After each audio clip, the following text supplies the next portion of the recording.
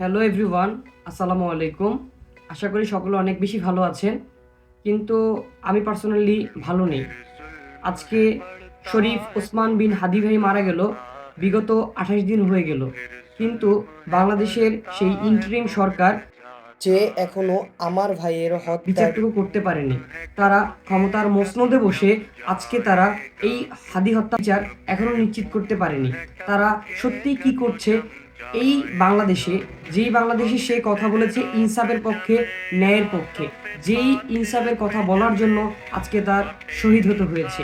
কিন্তু আমি সত্যি পার্সোনালি আমি তার বিচার চাচ্ছি এবং ইন্টারিম সরকারের কাছে করজোরে হাতজোড় রিকোয়েস্ট করতেছি, অন্তপক্ষে আমার ভাইয়ের হত্যার বিচারটুকু করেন। আমি মনে করি আপনারা অনেক যোগ্য ব্যক্তিত্ব এবং আমরা আপনাদেরকে যোগ্য মনে করেছি বলেই আপনাদের সেই ক্ষমতার মসনদে বসতে দিয়েছি। কিন্তু এই ক্ষমতার মসনদে বসে আজকে ক্ষমতার অপব্যবহার করবেন, এটা কখনোই আসলে আপনাদের কাছ থেকে আমরা ছাত্র জনতা আশা করছি না। তো আমি বিশ্বাস রাখছি হাদি হত্যার বিচার খুব দ্রুতই হবে। ইনকিলাব জিন্দাবাদ, জাস্টিস ফর হাদি।